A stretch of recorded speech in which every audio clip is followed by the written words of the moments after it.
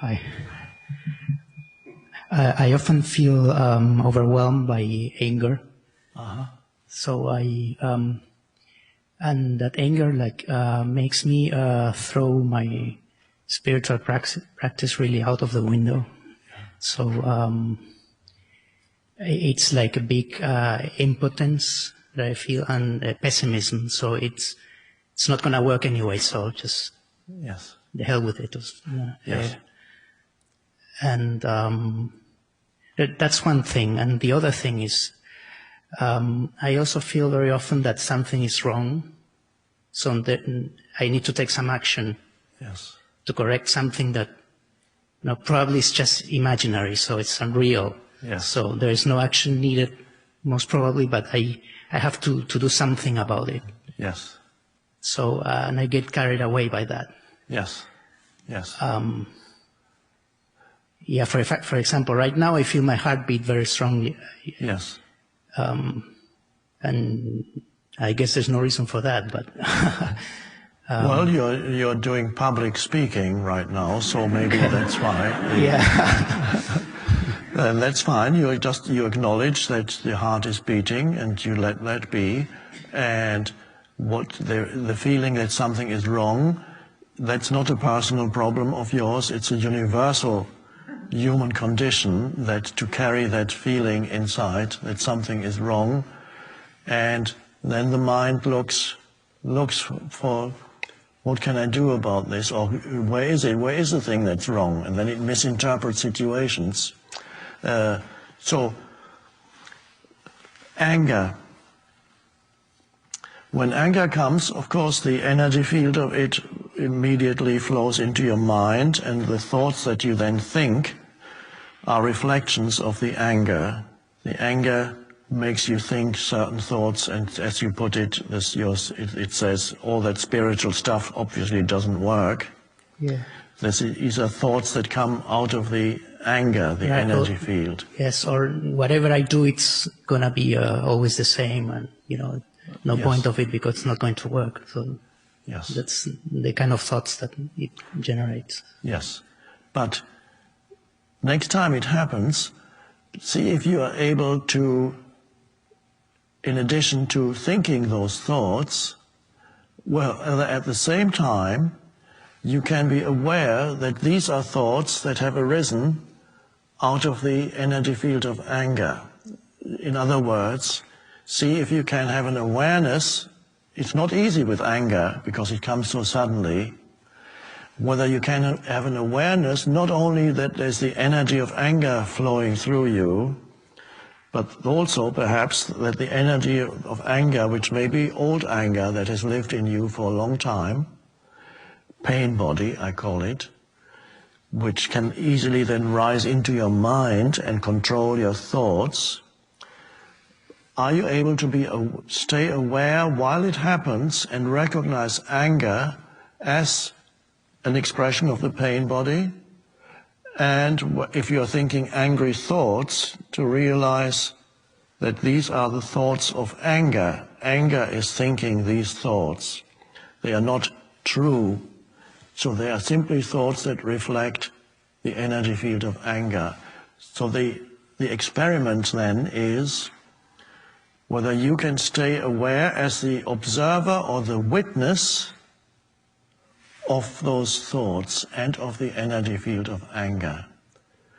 You may not. I'm just suggesting it as an experiment. Whether or not you're able to stay present depends on how much presence there is already in you, how much presence power there is already in you. Perhaps after having spent some time here with us, there may be more presence power in you because this energy field is helpful for drawing that out of you. Once you are there as the witness, then changes begin to happen. You don't even have to do anything. You know what I mean by witness? It's simply to witness, to be aware of the energy so that you don't become completely identified with it.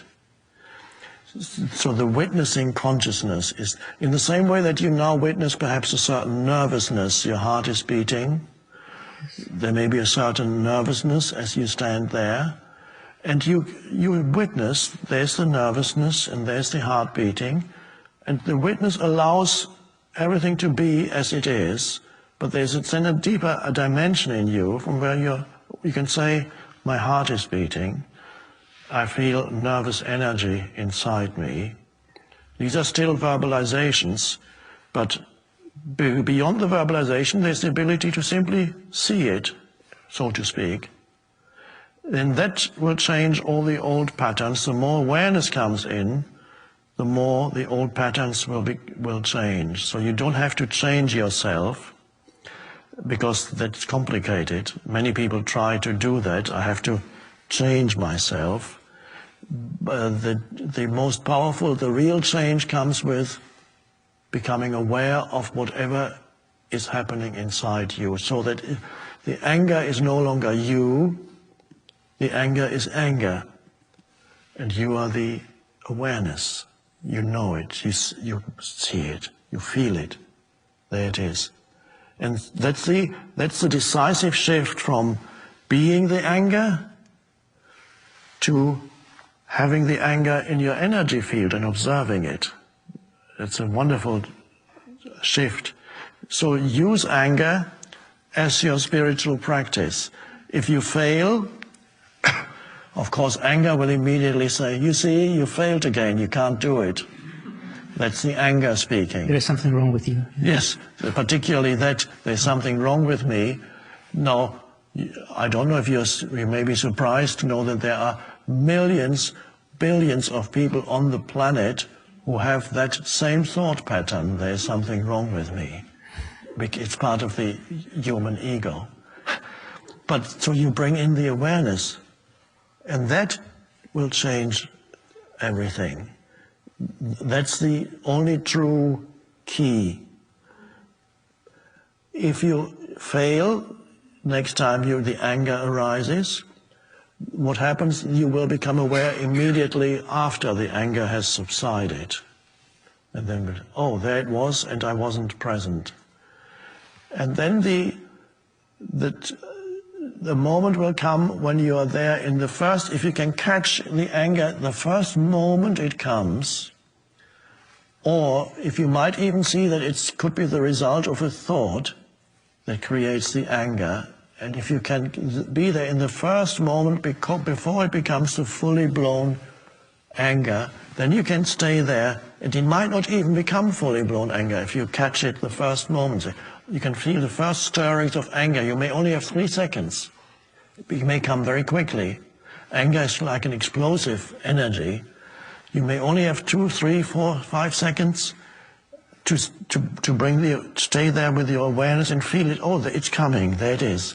That's the pain body, the angry pain body coming. And if you catch it in the early stage, don't suppress it. By catch it, I mean feel it, be there as a witness.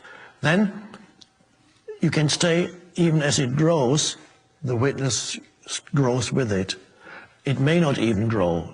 We'll have to see whether it still grows into full-blown anger or not.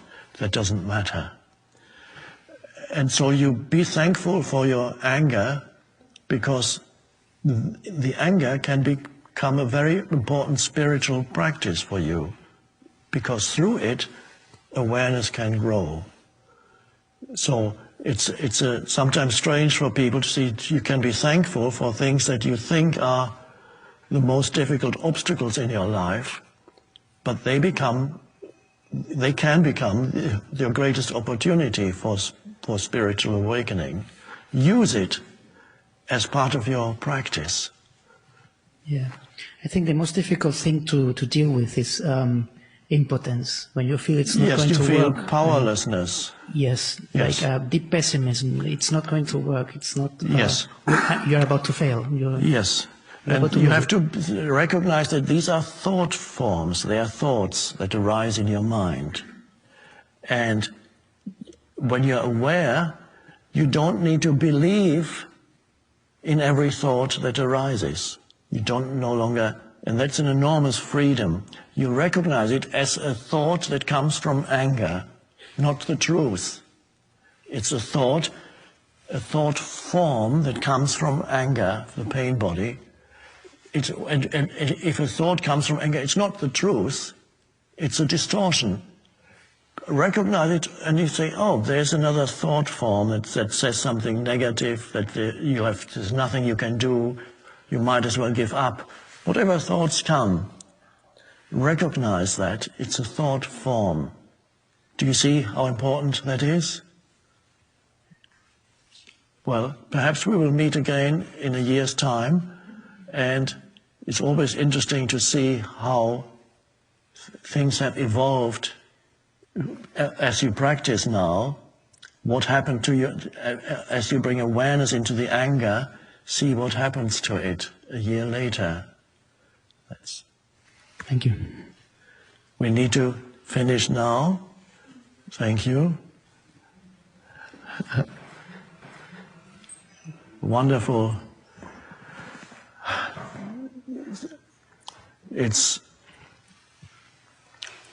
just wonderful to see consciousness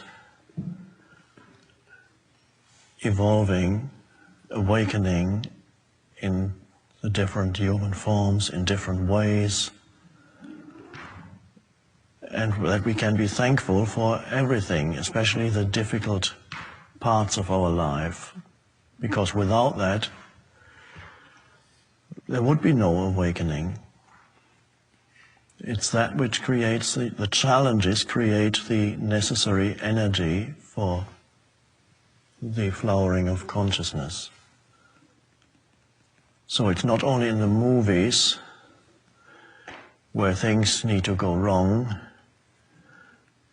In every movie, if nothing goes wrong, there's no movie. The character doesn't develop. Everybody remains the same. In a bad movie, that which goes wrong is resolved on some external level, but in a good movie, as the character faces his or her problems, he or she grows, changes, develops abilities that he or she didn't have before. And in very good movies, there's some kind of spiritual realization. But only because something went wrong.